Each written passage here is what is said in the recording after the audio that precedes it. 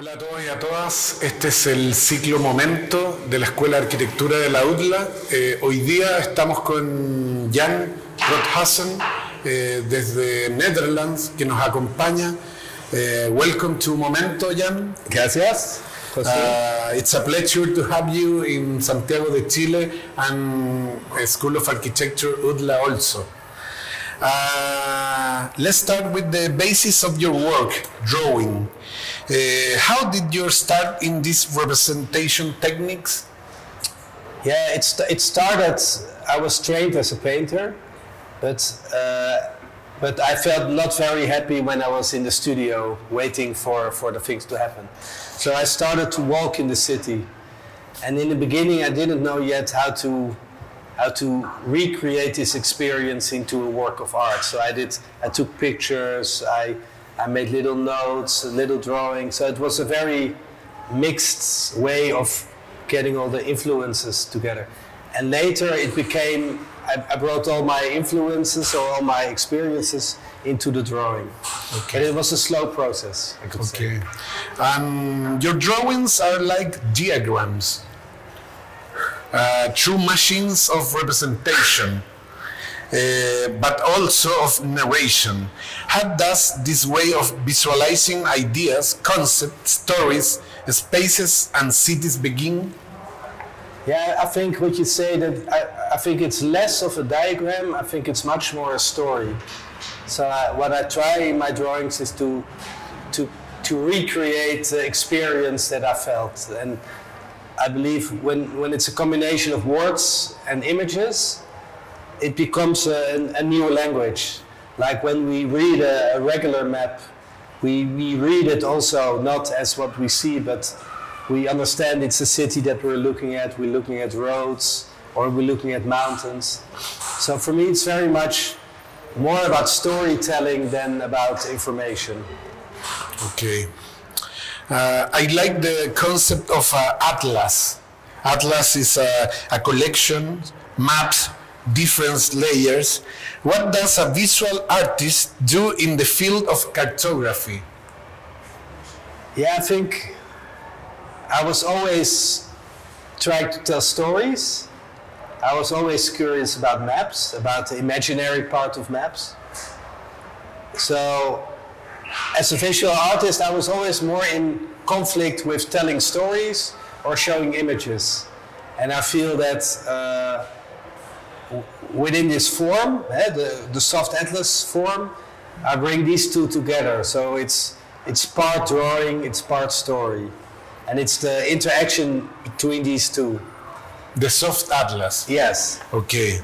I am interested in understanding in your work, what is the relationship between technique and methodology?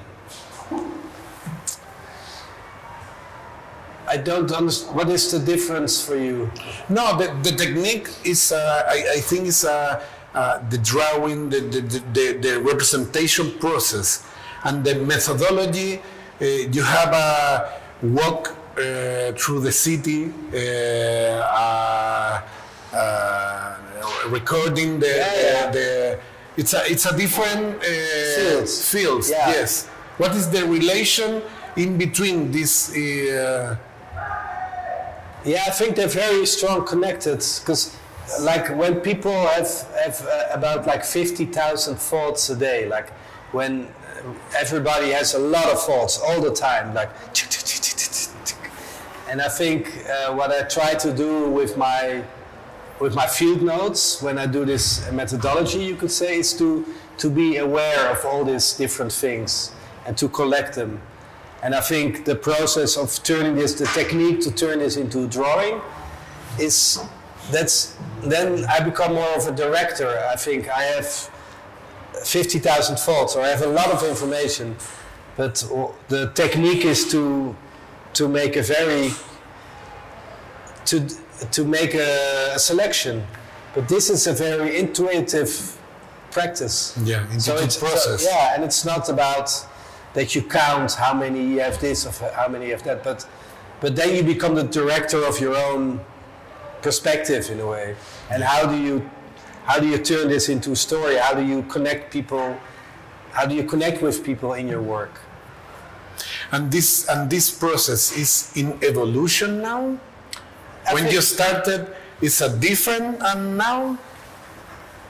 It's maybe not so different. Maybe it's something that you turn on, and that sort of like, that was a very happy combination.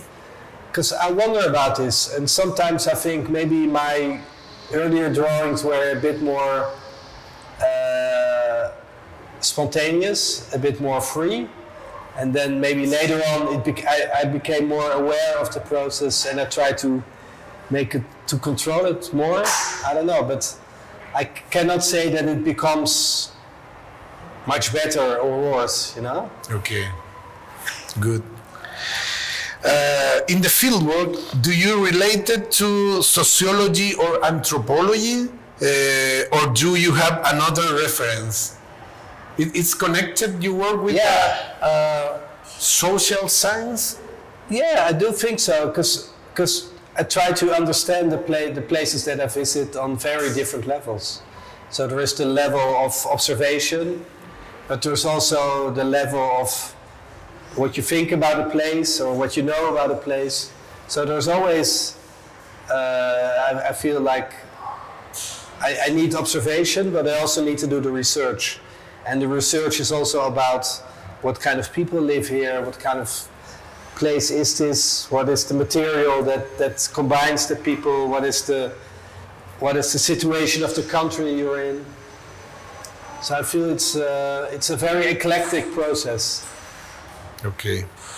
And you participate as a guest author in Arc Plus in Germany, yes. Arc Plus magazine, edited by Momoyo Kajima and Lawrence Stadler, dedicated to emerging field of architectural ethnography. You know, what is your position in this film that expanded the way of doing ethnography from drawing?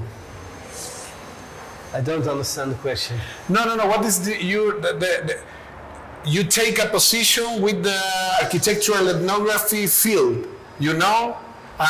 In this film, the drawing have an important process, the drawing. Yeah. What do you think about this? The importance of the drawing in make anthropology or expanded field of ethnography? Yeah, I don't think of myself as someone who's taking a position within a concours. Yes. Because in that sense, I'm still a visual artist, but I'm also very, in a strange way, solitary. So my practice comes very much from my personal curiosity, personal needs, but also eagerness to translate things. So in the field of architecture and ethnography, I'm not. I know not so much about it also. But you work with the everyday life spaces. Yes, totally. Yeah. But that's, as an artist, I'm interested in the real world. Yes. And I'm not interested in creating this sort of like fantasy thing in my studio which is totally isolated. So I also feel that as an artist, I want to be part of the world. I want to be in the world, in the process of the world. It's very nice, this process. I would like to talk about three different projects in different times. The first is the Beirut. You know? It's interesting how you work builds relationship from the collaborative. I think of research like the book Beirut, A Guide to Beirut, a work you developed in 2009. A book is an invitation to the new discover the city. Yes, in 4 layers. Yes. Yeah. What to talk about this? Yeah, I think in Beirut it was so interesting that it was a very vibrant city, but there was no commons in a way. Everybody was on its own island. And it was very much a city torn apart by the civil war. So we decided as a group of people to investigate the commons, to investigate the public space, which was very rare in Beirut. So this is how it all came about. It was a workshop of a week or 10 days that we all came together and did projects. The book is a product of a workshop? Yes, it's a product. Okay. Yeah, but it was a very open environment, and everybody could add things or propose things. Okay, and what is the invitation you're making with the Beirut Guide? It's a critique of traditional tourism? No, because we invite people to be a tourist in the city of Beirut. I think it was, it still is. It's a way of looking at things from different perspectives, from different people. So it's about enrichment, and it's about understanding, and it's about having possibilities, I think. Okay. In 2012, collaborated with a journalist, a photographer, and a web development in another project, Refugee Republic, an interactive transmedia documentary. This audiovisual ethnography used drawing, photography, film, and text to narrate the daily life in Donetsk camp. Yes? How was this work that seek to create a sensory experience developed, and what was your role in it? Yeah. Well, I first of all, I initiated it because I was, the refugee crisis was still something that happened over there. And I felt very strongly living in Holland, Amsterdam, that we distanced ourselves from the problem. Like we said, oh, these are refugees. These are not people, these are refugees, and they live there in camps, and they're so poor and they have so little possibilities. We need to help them. And I was a bit skeptic about this image, and I thought, I was curious about refugee camps in general. And then I proposed to look at a refugee camp not as a place of sadness, but look at it almost from an anthropological side, as to look at it as a new emerging city, as a laboratorium where a city develops and becomes. So that was a very different perspective. So we were not there to help these people, but we were there to show how they were living and how they were building their lives. Very good. And the last project is the Club Colombia. I like so much this project. It's one of your latest work. The product becomes experimental, yeah. I think. Experiential and sensorial, yes. You know? It's a kind of different of project.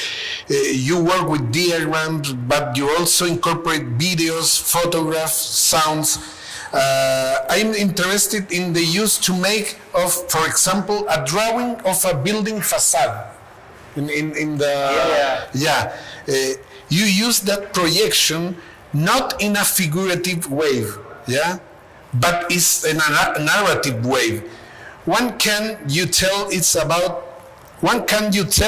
us about the Bogota project and the evolution of your method? Yeah, I think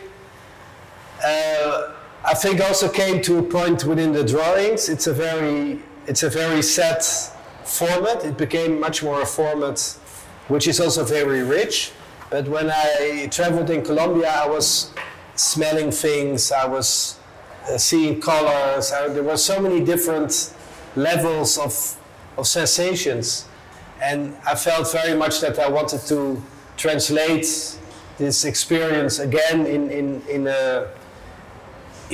one work, and not only in black and white drawings with text, but in a sensory, immersive form. So in a way, I also feel back. I go with this project about Colombia. It's called El Diario de Observaciones, and it's much more a sensory experience than that it's about specific facts or knowledge.